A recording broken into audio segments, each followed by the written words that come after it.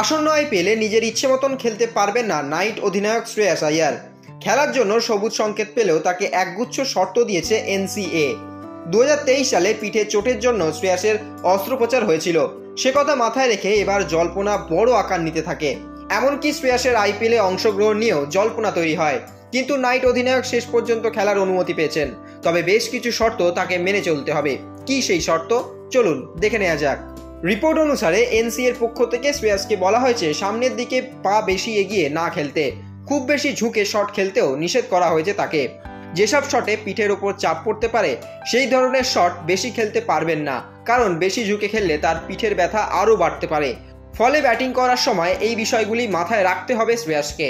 প্রসঙ্গত, শ্রেয়াসের পিঠের চোট নিয়ে কয়েক মাস ধরে বিতর্ক চলেছে। চোটের জন্য মুম্বাইয়ের হয়ে রঞ্জি ট্রফি না খেলারও সিদ্ধান্ত জানিয়েছিলেন শ্রেয়াস। শেষ পর্যন্ত এনসিএর তরফে শ্রেয়াসকে ফিট সার্টিফিকেটও দেওয়া হয়। ঘরোয়া ক্রিকেট খেলতে অনীহা দেখানোর পর আইয়ারকে গত মাসে বিসিসিআই কেন্দ্রীয় চুক্তি থেকে বাদ দিয়েছিল। ক্রিকবাজের রিপোর্টে দাবি করা হচ্ছে বিসিসিআই আইয়ারের চুক্তি ফিরিয়ে দেওয়ার বিষয়ে পুনর্বিবেচনা করছে। শ্রেয়াস যেভাবে রঞ্জি ট্রফির শেষ দুটো ম্যাচে পারফরমেন্স করেছেন তাতে বিসিসিআই কিছুটা হলেও নরম হতে পারে। Extra time.